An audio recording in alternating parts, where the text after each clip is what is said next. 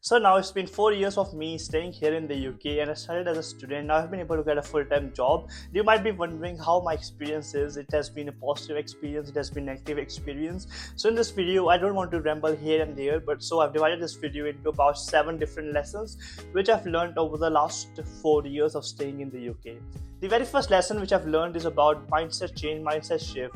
Now, after this 4 years, I've got friends all over the world. I've got friends in US, UK, Cyprus, Oman, Russia, all over the world itself. And what I've done is that once I was studying, we used to have food, let's say with my Omani friends, and they all used to sit down and we used to have food with our hands. And now it's again like very much similar to the Indian culture. So again, like by exploring all these different cultures, I've been able to find similarities that okay, which culture is very much similar to India and which are the different cultures. And I've been very much open-minded now to accept the new cultures, the good things in them, then also realize what are the bad things in the culture as well, so that I can showcase my Indian culture to them as well. So again, so this is kind of a mindset change which I have got now. So I'm very much willing to accept the good things about the new culture. The second thing is starting a new hobby and the new side hustles. For example, making this YouTube channel. So if I was in India, I would have never started a YouTube channel, but now it's been about I think 1 year or 2 years of making this YouTube videos, and we have got around 27,000 subscribers. So I think if I was in India, I would have never started something new, for example making this YouTube videos. And the third thing is my ability to take risk and start something new has really increased. So I still remember last month, like in the month of July, I was planning to actually launch my own startup, but because some of the issues in terms of the arranging a supplier, there were like some technical issues. Because of that, I wasn't able to start my startup. But what it shows is that my ability to take risk and starting something new has really increased. I can just start something new of my own. And this relates to my second point, which is in terms of financial freedom. So after this 4 years, I'm like financially free. So for the first 2 years, the second year of my degree and the third year of my degree, the first 2 years I was dependent upon my parents. But once I was able to get my placement, which was a paid placement, after that I've been able to fund myself. So again, it was a full-time job which I was doing during placement. I was working 40 hours in a week, and I was able to get a monthly salary, and by which I funded my placement year, the integrated masters, and right now I'm funding myself after that. So it's been a really great journey that after this 4 years I'm financially independent. I'm no longer dependent upon my parents. And actually what's very positive and what is very encouraging for the international student is that I've been able to send some of the gifts to my parents back. So this is just like my way of giving back to my parents, and now I'm financially free itself. So this is the second lesson, which is in terms of the financial freedom. The third lesson is that focus on marks, but don't stress about it. Now, well, see, the marks are really important because you need to stand out from the pool of candidates for applying for a specific full-time job. You have to realize that you are an international student, and so if you get very good marks, you are going to stand out with respect to the local pool of candidates. But now my point is that, let's say if it's a particular assignment, so and you're preparing for that particular assignment, you're preparing really hard, you're putting all your efforts and you're aiming for 100%, but after the result, let's say you only got 80%.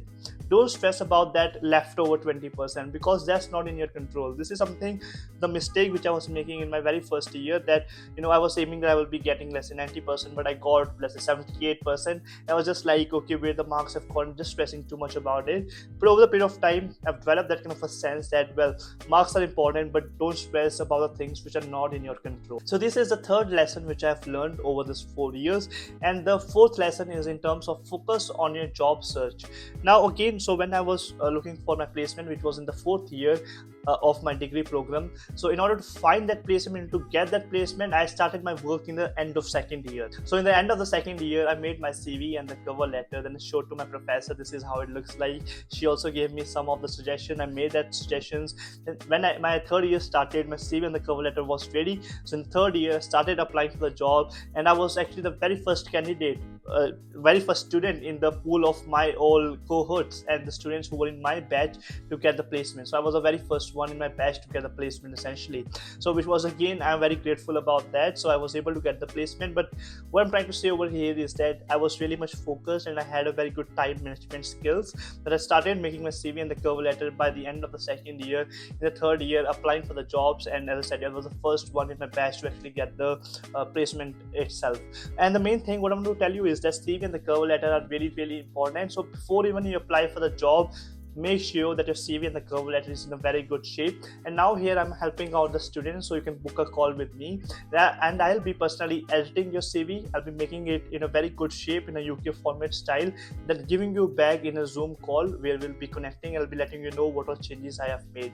So you can take that call with me. The link will be in the description of this video. I can also do a cover letter for a job application or a SOP, if you're interested to book that call. So feel free to check that out. That will be in the description box below. So the main lesson which I'm trying to point out over here is that you need to be really focused on your job search, because you have got only a limited time of studying in the UK. You've got study visa for masters maybe for 1 year and for undergraduate for 4 years. So it's a limited time, it's not unlimited time. So make sure you're really focused. You've got good time management. Now the fifth lesson which I've learned is in terms of being flexible with your job goals.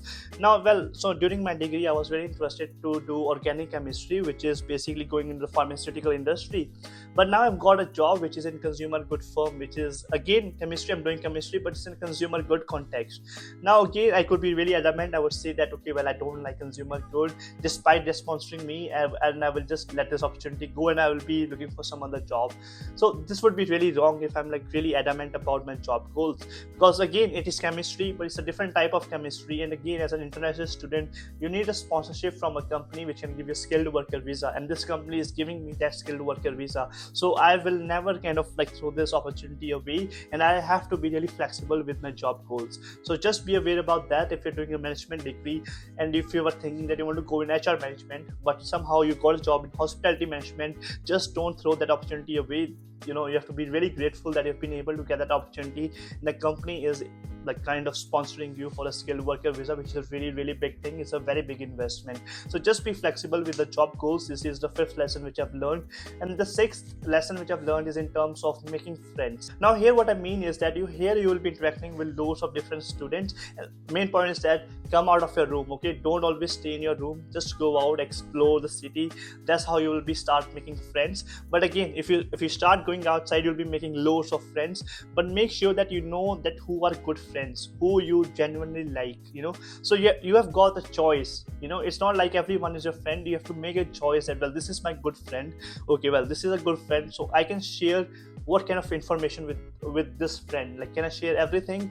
Is he sharing everything with me? So that's how you try to make relation. It's not like you pick out a random person which you have just met for, let's say, 1 week, and you start sharing everything with this guy. You never know how this guy is. So just be very careful how you make the friends. Now the last point, this is something which I regret, is in terms of traveling. And I wish I could travel more when I was studying in the university. But again, I was very much focused on my studies and my looking for a full-time job, looking for placement year. So that's why I didn't have much of time to go for traveling for leisure activities. But I used to go out for my career events and stuff like that. But again, this is something which I regret. But now, since I've got a full-time job and I've got like another few years to stay here in the UK, now I'm definitely going to go out. I'm going to explore different places, going to London, going to XYZ everywhere. So again, so it's just like what works best for you. That's how you need to go ahead with it. So with this, I hope like these were the 7 lessons which I've learned. Like this is all my experience has been positive, and that's why I always encourage students to study in the UK. It's one of the best destinations you can really come to.